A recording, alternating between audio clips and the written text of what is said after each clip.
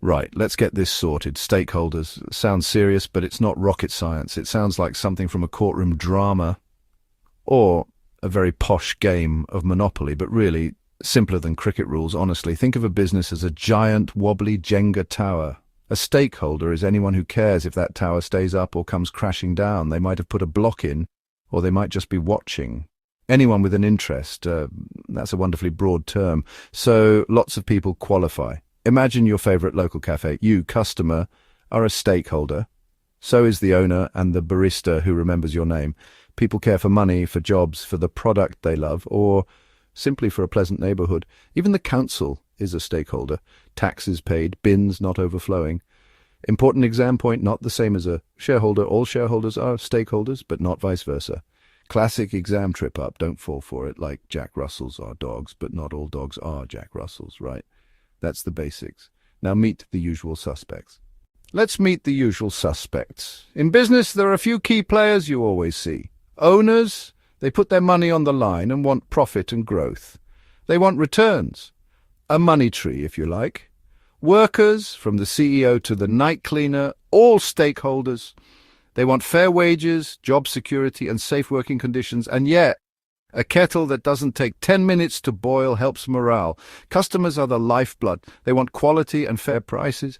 They vote with their wallets if you let them down. Suppliers want timely payment and regular orders. The government wants taxes paid, laws followed, jobs created. Local community wants a decent neighbour, not noise, pollution, or late lorries. Imagine the business is a freshly baked cake.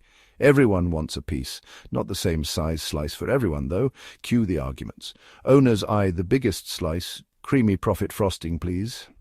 Workers made the cake. They argue for bigger slices in wages and perks. Customers want top ingredients, but at supermarket prices. Handy for an exam example. Government wants a slice set aside for roads, schools, hospitals. Spend more on ingredients, sell cheaper. Somebody's slice shrinks. Everyone's competing for the same cake. Useful memory image. That's your who's who. Owners, workers, customers, suppliers, government, community. Now, when different slices get grabbed, conflict is inevitable. As predictable as someone blanking the capital of Australia in a quiz. Stick with me. Examples coming next so you can nail the exam. Stakeholder interests often clash. Classic business headache. They don't just differ, they can crash head-on. Owners want profit, workers want pay, a cue tug of war. Say owners cut costs to boost profit. One quick way is trim the biggest expense. Wages, freeze pay rises or reduce staff. Job security disappears.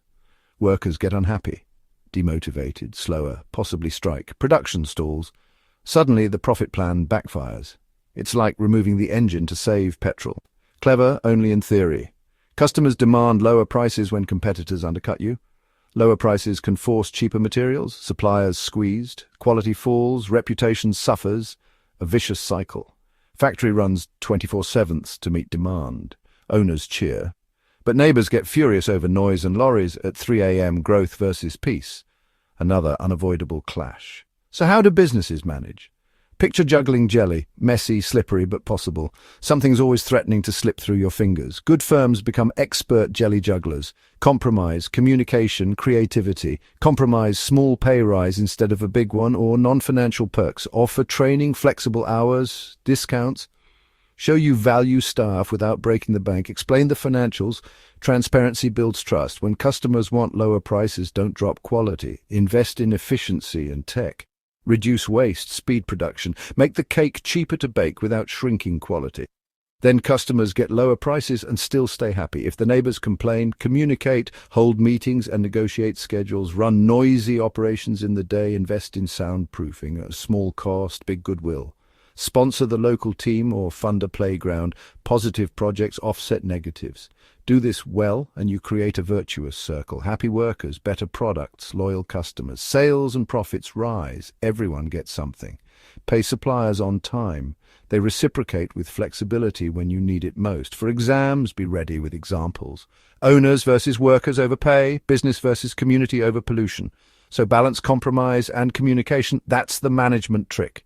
Recognize the ecosystem. Act accordingly. Yes, you will spill some jelly. That's normal. Next, why it's worth all the bother. And an exam-friendly summary. It looks like a lot of hard work. Why bother? Short term, you might get away with ignoring stakeholders. But business is a marathon, not a sprint. Ignoring stakeholders is like running it in armor. You won't get far. Treat workers well and you attract top talent. Quality and fairness build reputation. In the social media age, a bad reputation spreads fast. Risk management 101. Paying suppliers on time gets you favors later. Credit terms, rush orders. Work with the community and planning permission becomes easier. Happy customers return. Free word-of-mouth marketing. Happy workers make better products. Happy customers buy more. Profits rise. And so it goes. Owners benefit, government benefits, community benefits. Right. Exam time. Here's a pointless but useful summary. Mnemonic. Every person counts. Owners, people, workers, customers, suppliers, community. Be ready with examples. Owners versus workers, pay. Business versus community, pollution. Customers versus suppliers, price and quality. Think of the business as a family dinner. Everyone's around the table wanting a slice. Write down key examples. Concise, clear, and exam ready. You'll have aced it. Good luck. And remember, every person counts. Cheerio.